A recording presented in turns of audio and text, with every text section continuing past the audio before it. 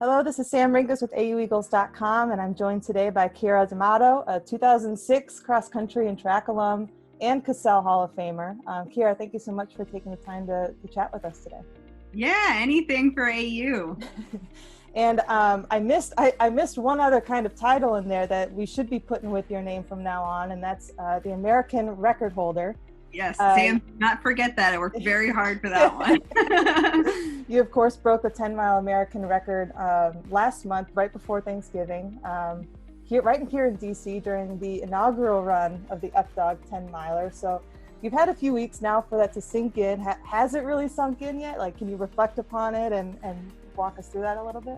Yeah, I don't think it's ever going to sink in. Like I've looked at pictures and I've seen like comments or whatever, and I don't think I'm ever going to fully like wrap my head around what happened that day. But it really it was just like, it was magical. As like cliche as that sounds, like it was just like a really perfect day, and being able to cross the finish line and break an American record. Like I can't even put the words together to talk about how like emotionally amazing that was. It was a really, really cool moment.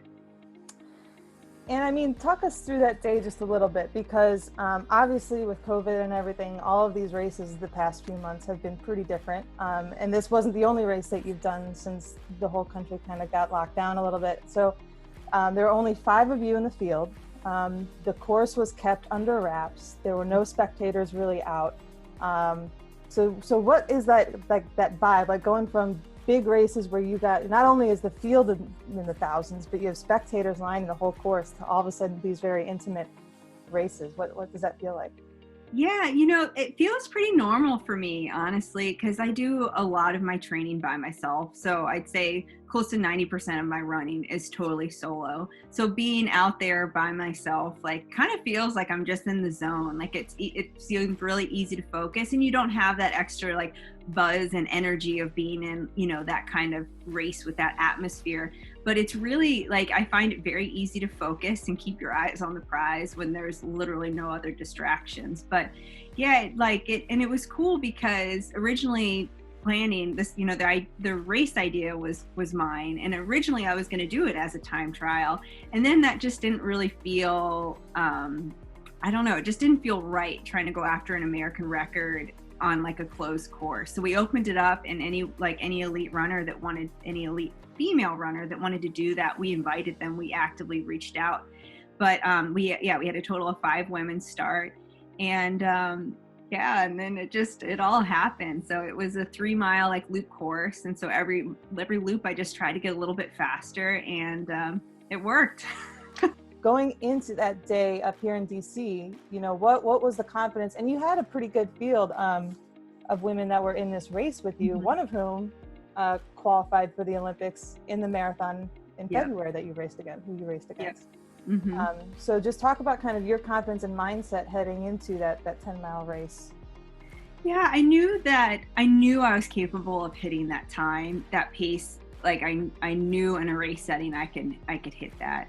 I just didn't know if everything was going to come together in a way that day. So that's kind of, anything can happen. It's running, I'm only as good as my body is that given day. And if I show up with a cold, or if it's very windy, or there's so many factors, especially road racing outside, that, just maybe wouldn't be in the cards. But we woke up that morning and it was a perfect day. It was a little bit chilly, but I tend to like the cold anyway. So I thought that was perfect.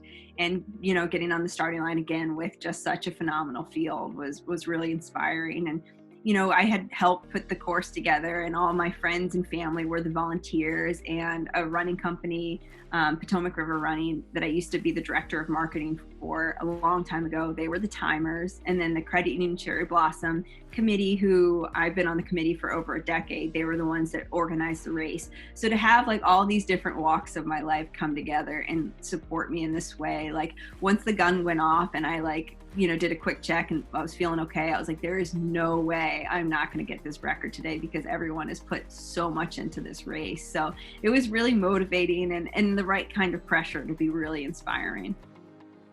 And it was, I mean, on top of being back here in DC and like you mentioned, having so much of your community surrounding you that entire day, it was also full circle because the record was previously held by Janet Balcom, who got it in 2014. The time was 52:12. So you smashed it by like 49 seconds, I think.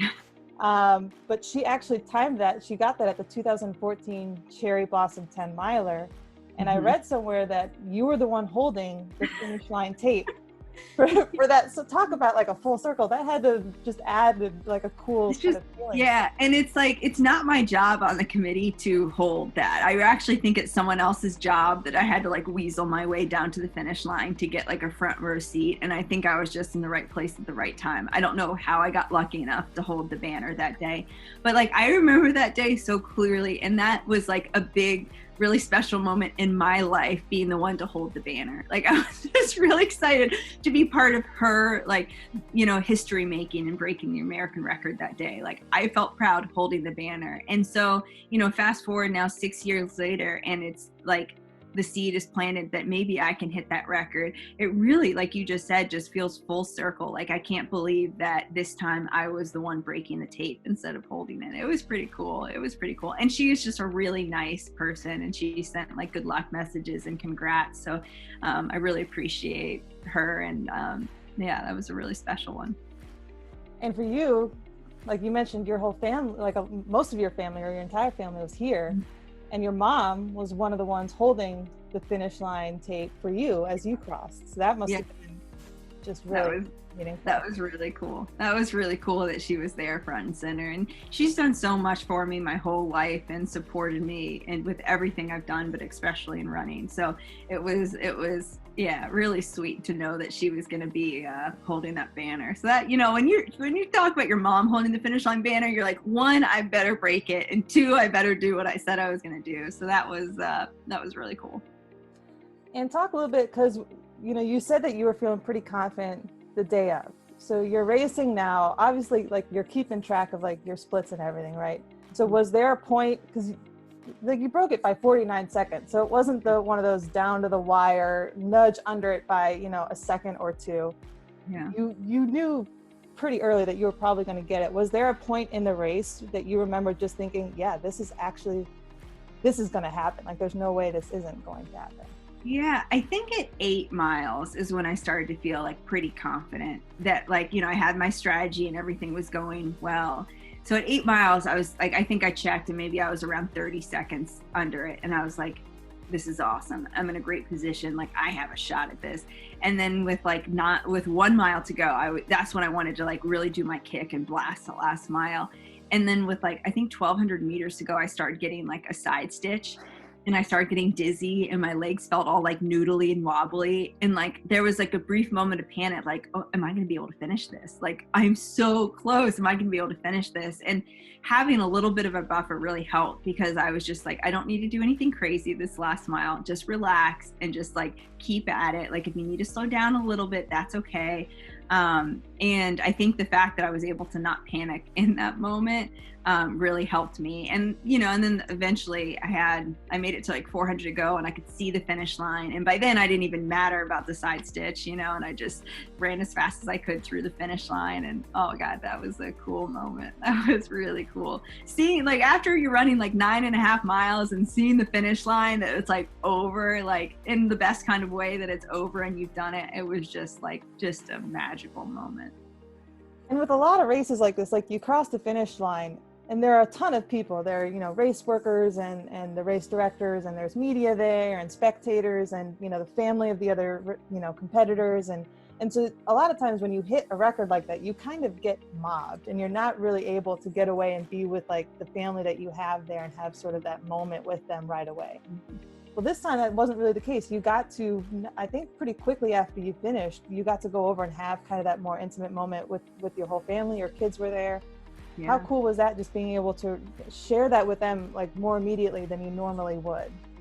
Yeah, that was really special. And like my kids and my husband have been such a huge part of this. Like it's really been a team. Like and they've all seen me and have had to make adjustments and sacrifices when I go out running every single day.